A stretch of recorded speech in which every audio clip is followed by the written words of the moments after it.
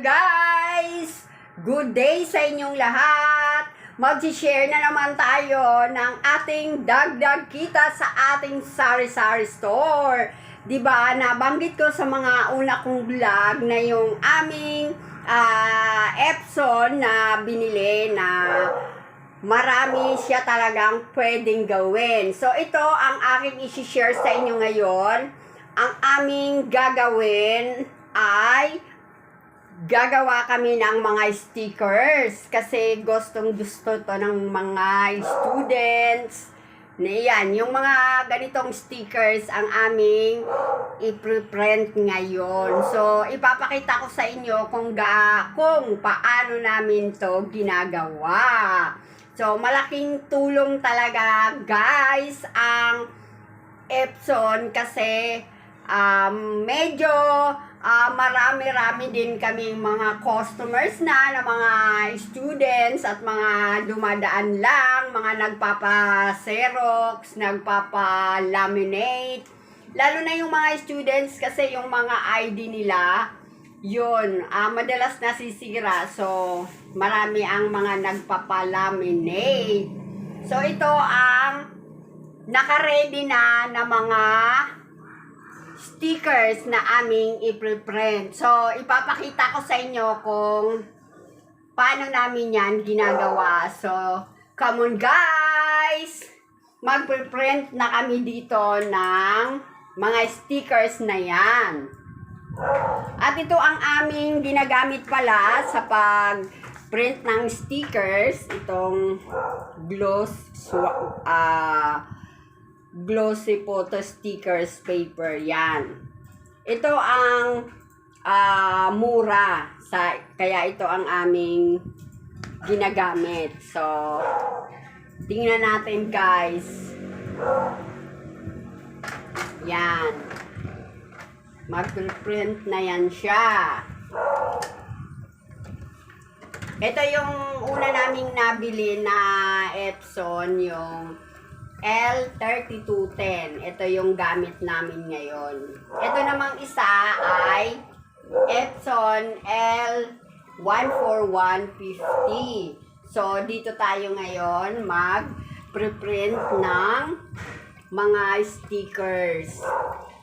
So, mga ka-super, mga kasari, mga friendship ko dyan, sa inyong lahat na mga interesado. Kaya, sinishare ko to para makita nyo ang aming mga ginagawang sidelines, kumbaga pangdagdag kita nga sa sari-sari stores. Kumbaga gagawa tayo ng mga diskarte ba, kung ano pa ang pwede natin pagkakitaan. Yan, marami kasing print siya ng mga stickers kaya medyo siya matagal lumabas. Yan. So, habang naghihintay tayo, magsa-shoutout ako sa aking mga subscribers at sa mga gusto pang mag-subscribe, please subscribe to my YouTube channel, Lucy Ranet Vlog. At maraming salamat talaga sa inyong lahat at sa aking mga silent viewers din. Thank you talaga sa inyong walang sawang support sa aking channel. Yan. Malapit na siya guys lumabas. Yan. Yung mga ibang mga na-print na namin guys ay yun, binibili ng mga bata talaga kasi alam nyo naman ngayon yung mga bata nahihilig talaga sa mga kung ano-anong mga ididikit nila sa kanilang mga gamit sa school. Kaya pwede talaga natin gawin dito sa ating sa ating dagdag kita sa ating sari-sari stores. Yan. Wow, ayan, nakikita na yan.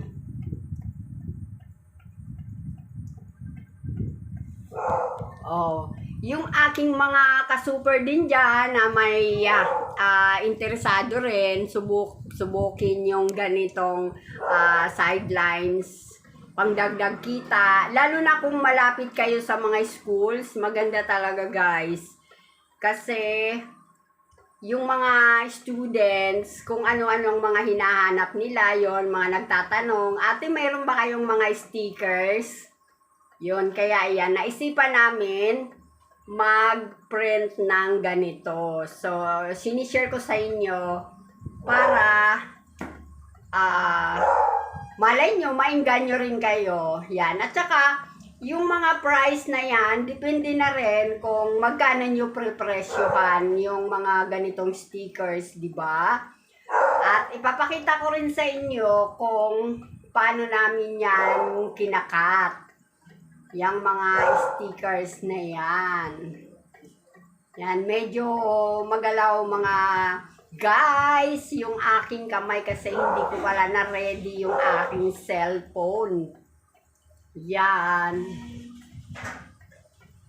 Medyo matagal siya lalabas kasi madami siyang stickers. Yan. Eto na siya, oh. Ang cute nila.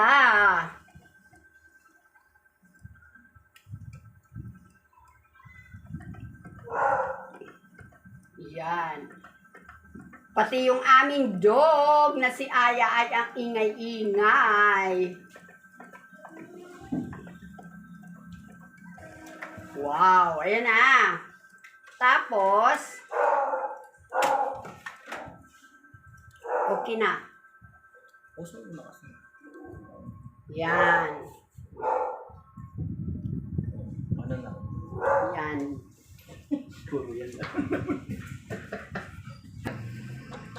Eto guys, pagkatapos naming i-print yung mga stickers, dito na tayo ngayon sa pagkat. Gumagamit kami ng cutter platter ang tawag dito. Itong Cameo. Ayan o. Close up ko lang sa inyo. Ayan. Ayan. Pero kung wala naman kayo guys, ganitong cutter platter, pwede ring i-cut ng paisa-isa. Kaso, medyo mahirap lang din kasi marami siyang shape, kumbaga. Ayan. Kinakat na niya yan. Ang galing. Meron palang ganyang cutter. Yan, makikita natin guys mamaya yung mga nakat niya. Yan.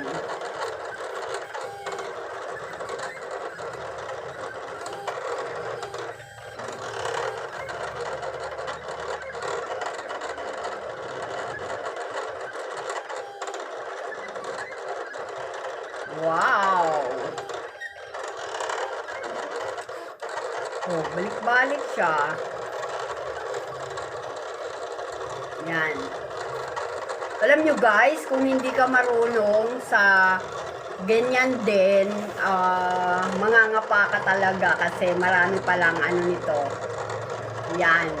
Marami palang pinipindot sa computer. So, talagang kailangan pag-aralan, ano. So, yan. Sinishare ko sa inyo kung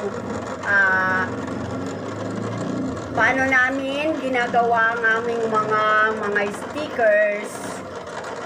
Yan. Sa susunod kong vlog, yung mga kung ano-ano pang mga pwede namin gawin sa aming mga pangdagdag kita sa aming sari-sari stores. Yan. Yun nga, gumagawa din kami ng mga Centra board, yung mga pictures, sinisend na lang. Yun, sinishare ko sa inyo to guys.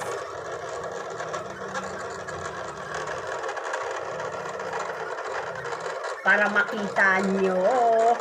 Ayan, ang pangalan ng cutter na i-close up ko, Cameo. Ayan.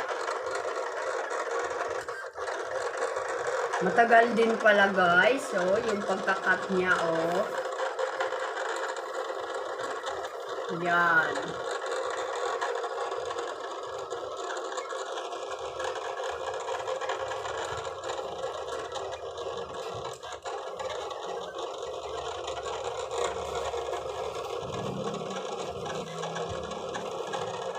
Isa-isa kasi niyang kinakat yung stickers. Yan, gumagalaw yung aking kamay.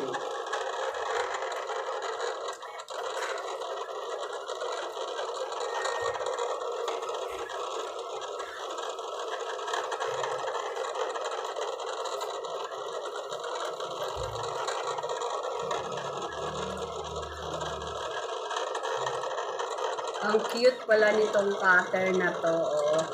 Kumbaga, mabusisi din pala yan. Ang galing nang nag-ano nito, nag-invento.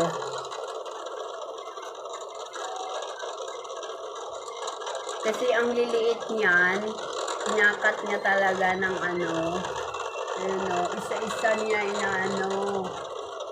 Yan.